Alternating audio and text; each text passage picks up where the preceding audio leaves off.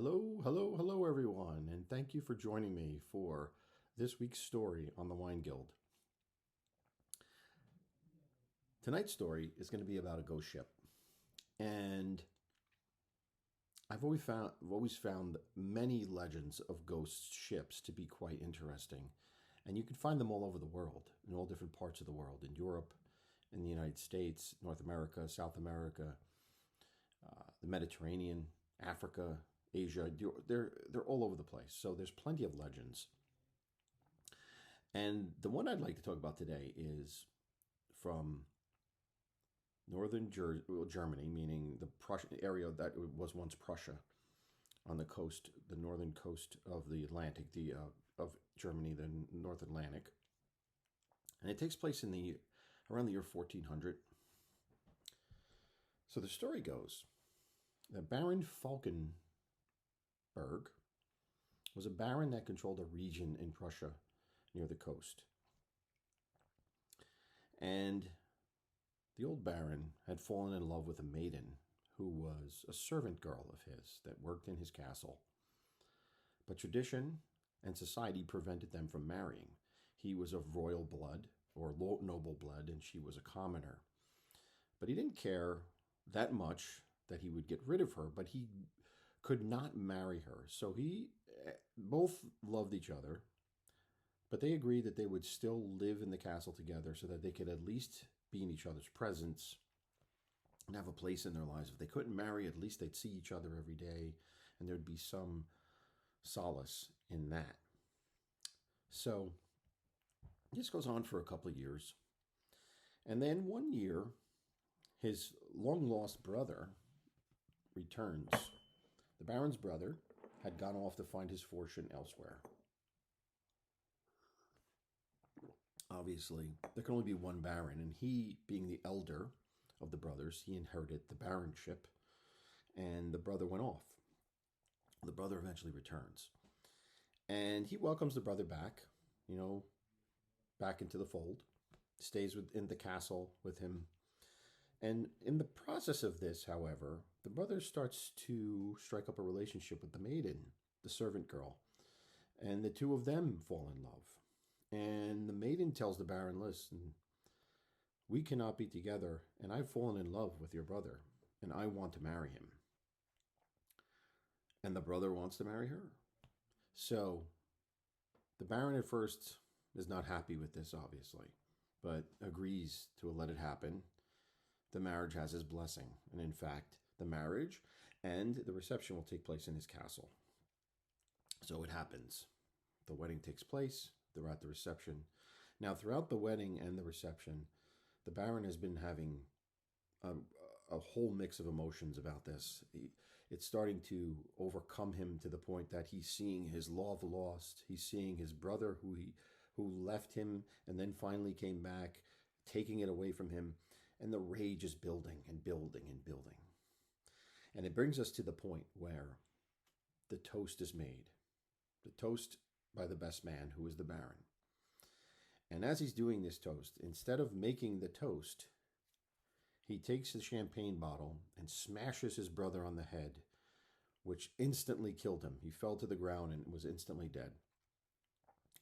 And at this point, the castle clears out. All the wedding guests flee in panic. They don't know what's happening, but they know they got to get out of there. They flee the hall.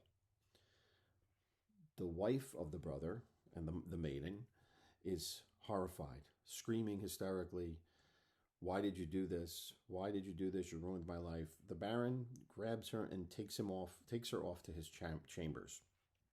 And there he sits her down and he says, listen, you and I were meant to be. I will marry you now. I don't care about the baronship. I will marry you. Well, this woman wanted nothing to do with him at this point. She had fallen in love with his brother. She saw her husband murdered, and she vows never to speak to him again, that she'll be leaving the castle. And at this point, the rage once again overcomes the baron, and he takes out his dagger and he stabs her in the heart, instantly killing her.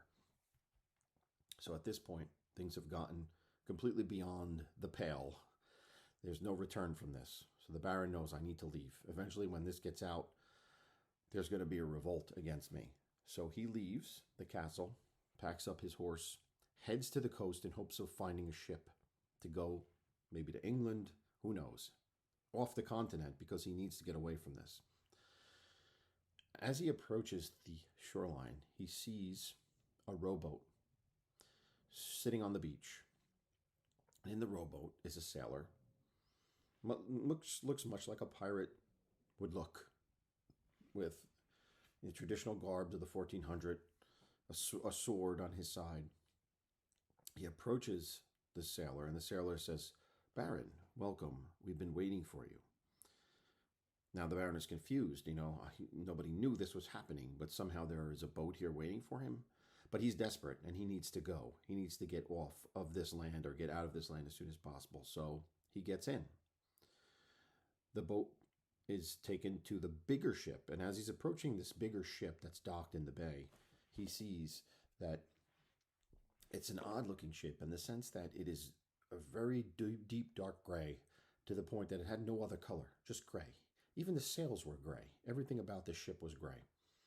He gets aboard the ship and he notices that the crew is very strange. The crew is almost like zombies. They have no emotion. They go about their chores without anything, without a smile, without even looking at him. And he approaches the captain, and the captain says to her, "Baron, we'll take you wherever you need to go." So he agrees. Anchor's pulled up. The ship leaves and heads north into the Atlantic. Now, that was the last time that ship was ever seen.